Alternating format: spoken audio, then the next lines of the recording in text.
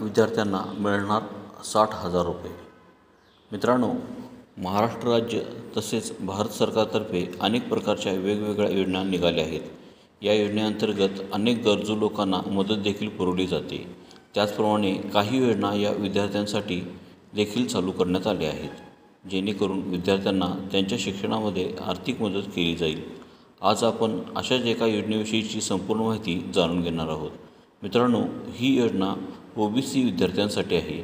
या OBC कॅटेगरीतील विद्यार्थ्यांना 60,000 रुपये इतकी मदत स्कॉलरशिप स्वरूपात दिली जाणार आहे। या योजनेचा अर्ज करण्यासाठी आपल्याला कोणकोणत्या कागदपत्रांची आवश्यकता आहे, अर्ज कोठे करावा, या अर्जाची पात्रता कोणती व या अर्जाचा कालावधी किती, या सर्वाची संपूर्ण माहिती आता आपण जाणून घेणार आहोत। मित्रांनो, ज्ञानज्योती सावित्रीबाई फुले आधार योजना याच्या अंतर्गत विद्यार्थ्यांना प्रतिवर्षी 60,000 रुपये स्कॉलरशिप स्वरूपातील दिले जाणार आहेत।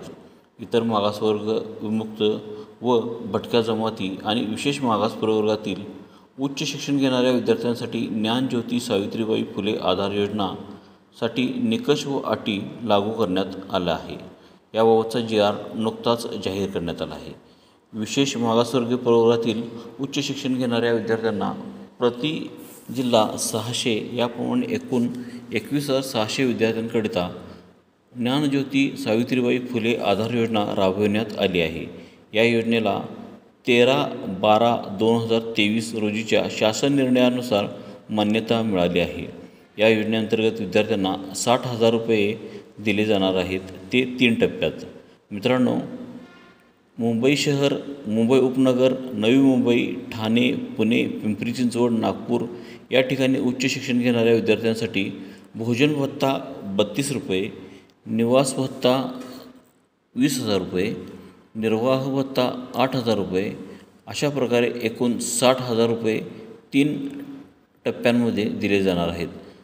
तर इतर महसूल विभागीय शहरातील व उर्वरित क वर्ग महानगरपालिका क्षेत्रामध्ये उच्च शिक्षण घेणाऱ्या विद्यार्थ्यांसाठी भोजन भत्ता 28,000 रुपये, निवास भत्ता 15,000 रुपये, निर्वाह भत्ता 8,000 रुपये असे एकूण 51,000 रुपये दिले जाणार आहेत। इतर जिल्ह्यांच्या ठिकाणी उच्च शिक्षण घेणाऱ्या विद्यार्थ्यांसाठी भोजन भत्ता 25,000 रुपये, निवास भत्ता 12,000 रुपये, निर्वाह भत्ता 6,000 रुपये असे एकूण 43,000 रुपये दिले जाणार आहेत। तालुक्यांच्या ठिकाणी उच्च शिक्षण घेणाऱ्या विद्यार्थ्यांसाठी भोजन भत्ता 23,000 रुपये, निवास भत्ता 10,000 रुपये, निर्वाह भत्ता 5,000 रुपये असे एकूण 38,000 रुपये दिले जाणार आहेत। या योजनेचा लाभ घेण्यासाठी काही पात्रता आवश्यक आहे, त्या म्हणजे विद्यार्थी वसतिगृह प्रवेशास पात्र असावा, विद्यार्थी महाराष्ट्र शासनाचा रहिवासी असावा, जातीचा दाखला सादर करणे बंधनकारक असेल, अनाथ प्रवर्गामधून अर्ज करणाऱ्या विद्यार्थ्यांना महिला व बालकल्याण विभागाकडील सक्षम प्राधिकाऱ्याचे अनाथ प्रमाणपत्र अनिवार्य आहे, दिव्यांग प्रवर्गामधून अर्ज करणाऱ्या विद्यार्थ्यांना जिल्हा शल्य चिकित्सक यांचे 40% जास्त दिव्यांग असल्याबाबतचे प्रमाणपत्र अनिवार्य आहे, विद्यार्थ्यांच्या पालकांचे वार्षिक उत्पन्न ₹2.5 लाखपेक्षा जास्त नसावे, तसेच केंद्र शासनामार्फत ज्या वेळी मॅट्रिकेतर शिष्यवृत्तीसाठी उत्पन्न मर्यादेत वाढ होईल त्यानुसार या योजनेसाठी पालकाची वार्षिक उत्पन्न मर्यादा लागू राहील। विद्यार्थ्यांनी स्वतःचा आधार क्रमांक आपली राष्ट्रीयकृत बँकेशी संलग्न करणे बंधनकारक आहे। विद्यार्थ्याने प्रवेश घेतलेली शैक्षणिक संस्था ज्या शहराच्या किंवा तालुक्याच्या ठिकाणी आहे अशा शहरातील तो रहिवासी असावा। तो विद्यार्थी 12वी नंतरचे उच्च शिक्षण घेणार असावा।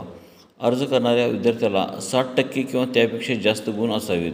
या योजनेअंतर्गत एकूण प्रवेशाची संख्या 70% जागा या व्यावसायिक शिक्षण घेणाऱ्या विद्यार्थ्यांसाठी, तर 30% जागा या बिगर व्यावसायिक शिक्षण घेणाऱ्यांसाठी आहेत। विद्यार्थ्यांची उपस्थिती ही 75% असणे आवश्यक आहे। या योजनेचा लाभ तुम्हाला जास्तीत जास्त 5 वर्षे, तर जे विद्यार्थी इंजिनिअरिंग किंवा वैद्यकीय शिक्षण घेत आहेत त्यांच्यासाठी 6 वर्षे इतका आहे। या योजनेचा लाभ घेण्यासाठी विद्यार्थ्यांचे वय हे 30 वर्षाच्या आतील असावे। ही योजना धनगर समाज विद्यार्थ्यांसाठी नसणार आहे। तसेच या योजना अंतर्गत शिक्षण घेणारा विद्यार्थी जर अनुत्तीर्ण झाला तर त्या विद्यार्थ्याला या योजनेचा लाभ घेता येणार नाही। या योजनेचा लाभ घेण्यासाठी जो विद्यार्थी या योजनेचा अर्ज करणार आहे तो इतर कोणत्याही प्रकारची नोकरी करणारा नसावा. महिलांसाठी 30% आरक्षण हे या योजनेचे वैशिष्ट्य आहे. अपंग विद्यार्थ्यांसाठी टक्केवारीची मर्यादा ही 50% आहे.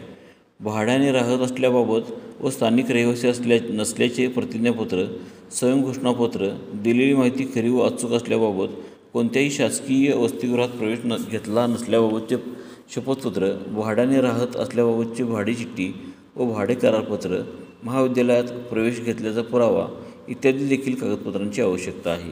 या योजनेचा अर्ज तुम्हाला इतर मागास बहुजन कल्याण विभागामध्ये ऑफलाईन पद्धतीने करता येईल. ऑनलाईन पद्धतीने देखील या योजनेचा अर्ज करता येतो, परंतु अद्याप ऑनलाईन लिंक ओपन झालेली नाही. या योजनेनुसार दिली जाणारी रक्कम ही त्रैमासिक स्वरूपाची असते. तुमचा अर्ज मंजूर झाल्यानंतर 7 दिवसांमध्ये पहिली रक्कम तुमच्या खात्यावर जमा होईल. अशा प्रकारे या योजनेचा लाभ घेण्यासाठी तुम्ही देखील ऑनलाईन ऑफलाईन पद्धतीने फॉर्म भरू शकता आणि याबाबतची संपूर्ण माहिती, अधिक माहिती तुम्ही संबंधित विभागात जाऊन घेऊ शकता.